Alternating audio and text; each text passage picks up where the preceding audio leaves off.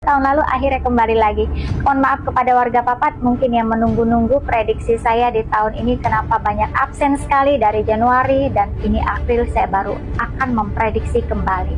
Namun jika warga Papat mengikuti ya atau menonton di prediksi saya di akhir tahun kemarin, di Desember kemarin, ini sudah cukup jelas sebenarnya apa yang akan terjadi di 2026.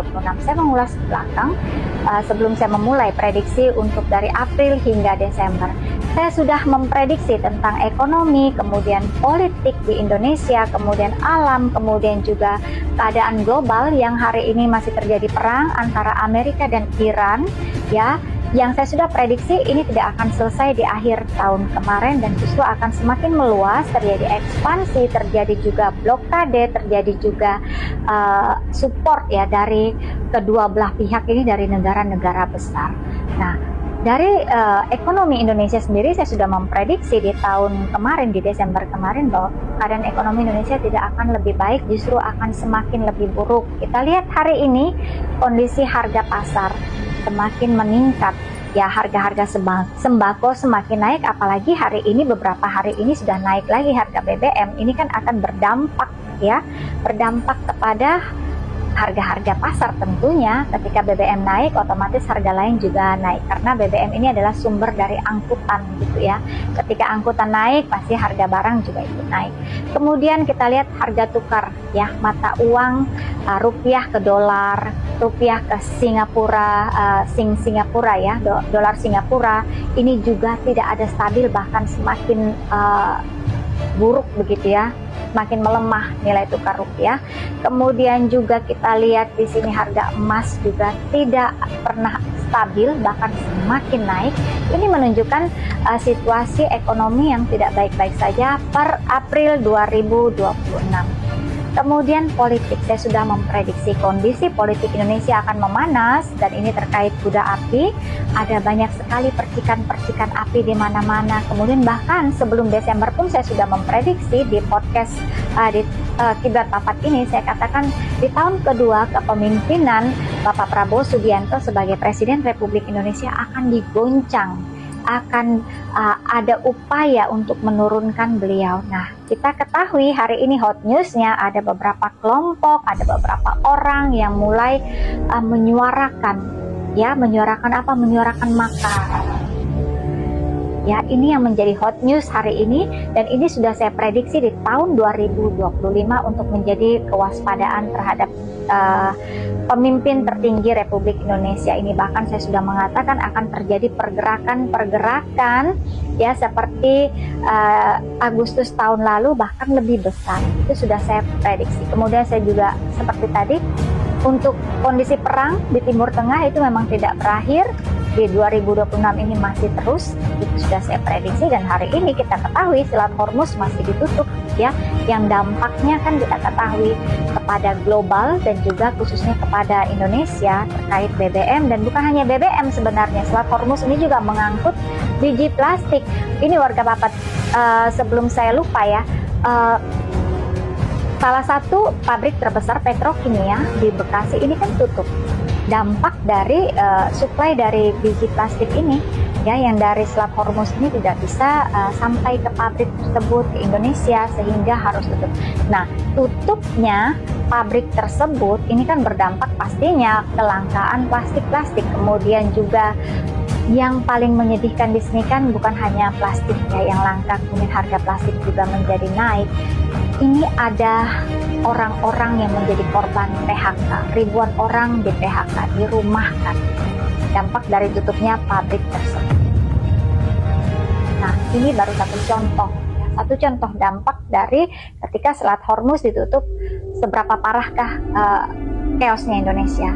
Baik, saya akan melihat apakah situasi ini akan membaik dari April ini ke Desember atau justru akan semakin lebih buruk lagi. Seperti biasa, saya menggunakan kartu tarot dan akan membacanya dengan mata batin saya, mengambil 3 kartu tarot, kemudian 1 button deck kartu.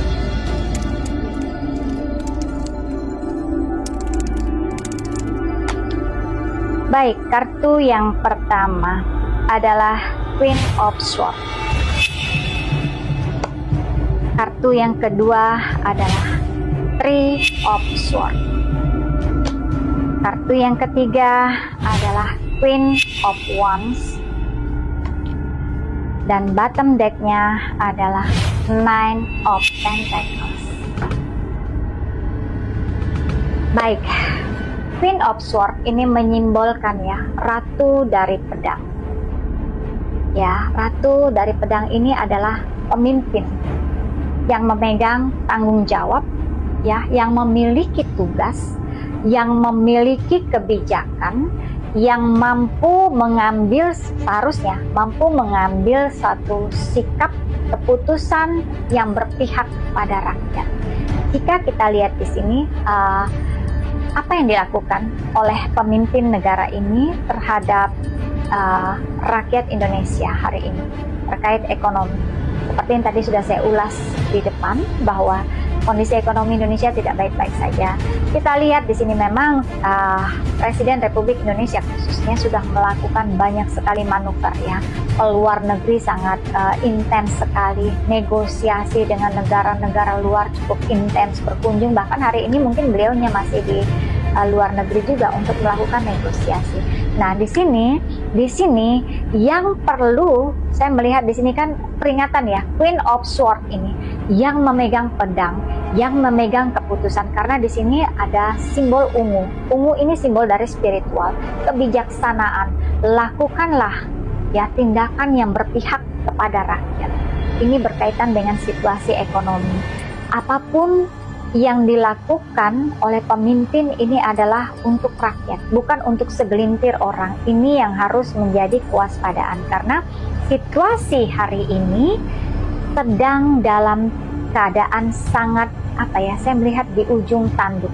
Jika terjadi tergelincir sedikit saja, terpleset sedikit saja, salah langkah sedikit saja, Indonesia ini akan menjadi bemper, akan menjadi santapan, begitu ya, dampak dari perang yang terjadi antara Amerika dan Iran. Mengapa seperti ini? Karena begini, mohon maaf, mungkin warga Papat mengetahui bagaimana hari ini Presiden dan Menhan memberikan izin kepada Amerika untuk pesawat tempurnya melintas udara Indonesia. Untuk apa ini pesawat tempur Amerika kok boleh bebas lewat di atas ya, di atas negara Indonesia? Sebelumnya tidak pernah. Tujuannya untuk spy kepada Cina sebagai lawannya.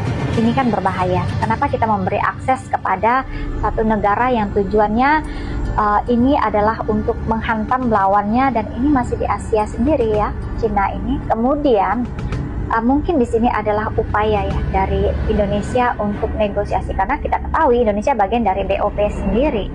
Nah, ini yang saya bilang di awal tadi, Queen of Swords ini harus benar-benar mengambil satu langkah, satu sikap, jangan sampai salah, jangan sampai rakyat dan negara ini menjadi tumbal. Kemudian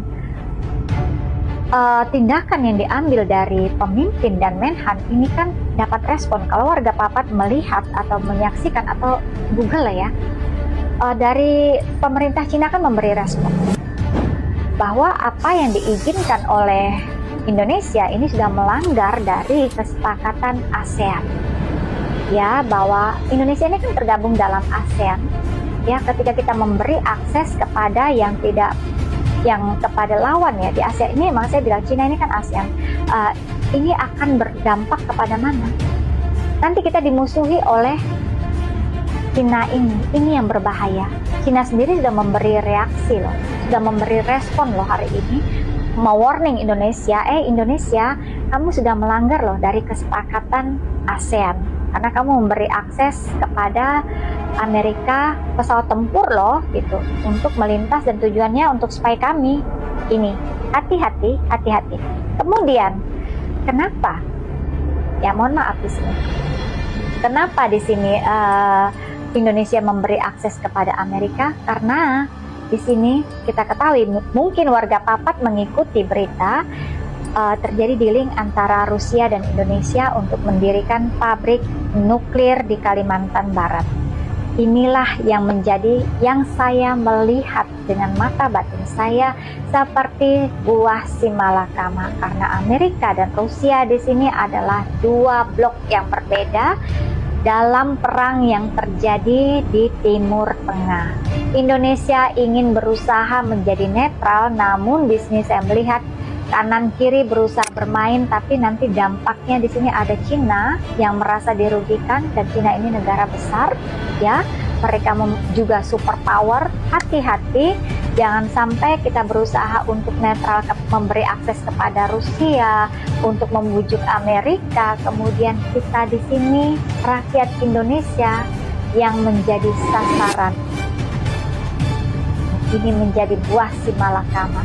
Hati-hati, ya. Saya percaya sebenarnya di sini pemimpin kita, ya, Bapak Presiden Prabowo, tidak meniatkan itu, namun manusia ini kan memiliki keterbatasan, memiliki juga kelalaian. Nah, ini yang seharusnya orang-orang di sekelilingnya beliau benar-benar mengingatkan bahwa jangan sampai langkah yang diambil ini justru mencelakakan rakyat Indonesia dan negara ini. Jangan sampai, karena kita lihat ekonomi hari ini sudah carut-marut. Ya, ketika mohon maaf, pemerintah sibuk, memang boleh gitu ya melakukan upaya negosiasi, cuma ketika terlalu berlebihan, berusaha ke kanan ke kiri, ujung-ujung bukan menjadi solusi, begitu yang saya lihat. Karena di kartu kedua ini ada Three of Swords, ya, terjadi sakit hati, terjadi mungkin di sini dibohongi, terjadi juga di sini dampaknya kepada rakyat yang menjadi sakit hati, marah, kecewa terhadap apa yang dilakukan, yang seharusnya mengambil kebijakan langkah ini berpihak pro kepada rakyat. Tapi saya melihat dengan kartu kedua ini ada kartu yang ini, ya, Three of Swords. Ya, ada perasaan yang dikecewa, ada perasaan yang dihianati, ada perasaan yang merasa marah yang luar biasa. Nah, ini berkaitan dengan ketika ekonomi hancur, politik mulai bergejolak. Akan terjadi pergerakan-pergerakan, hati-hati ditunggangi oleh orang-orang yang sudah muncul hot news-nya hari ini untuk melakukan tindakan-tindakan makar. Nah, ini ya yang saya sampaikan, apa yang menjadi prediksi saya di 2025, apakah ini akan bergulir menjadi bola liar di 2026 per April ini hingga Desember. Saya melihat ini akan bergulir karena di kartu kedua ini menyimbolkan banyak yang sakit hati dengan tindakan atau kebijakan yang diambil yang tidak pro kepada rakyat. Justru rakyat yang akan semakin dikorbankan. Apapun yang dilakukan ini seperti hanya show off belaka, tapi tidak ada hasil yang signifikan. Ya, hati-hati.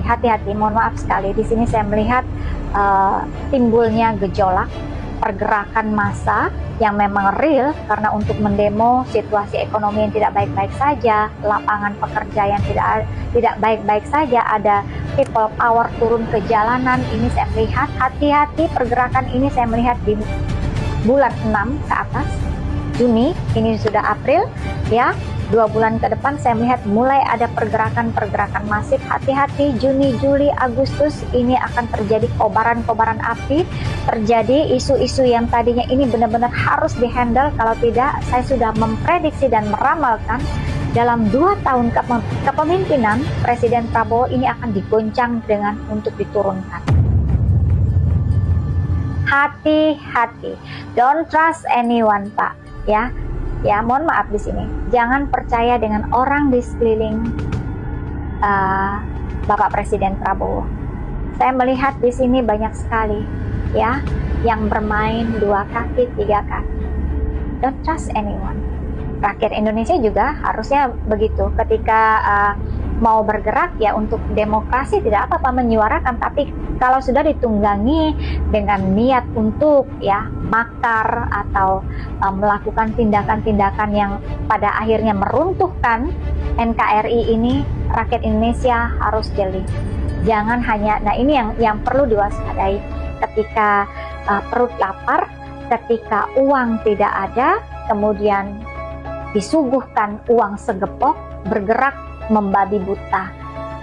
ini yang nanti akan membutakan empati manusia. Hati-hati, karena saya melihat ke arah sana, dilaparkan gitu ya, lapangan pekerjaan dipersulit, manusia butuh uang, kemudian itu dimanfaatkan. Nah, ini yang harus diwaspadai. Kemudian ada Queen of Wands ya, ini alam ya. Queen of Wands ini ya, di sini gini, ketika ekonomi Indonesia menuju kondisi yang tidak ada perubahan ke arah yang lebih baik. Kondisi ekonomi Indonesia menyebabkan gejolak dalam suhu politik. Alam akan beresonansi. Alam juga akan merespon. Ketika manusia semakin rakus, ketika manusia tidak mampu memanusiakan manusia lain, ya alam akan memberi peringatan lebih keras lagi. Hati-hati.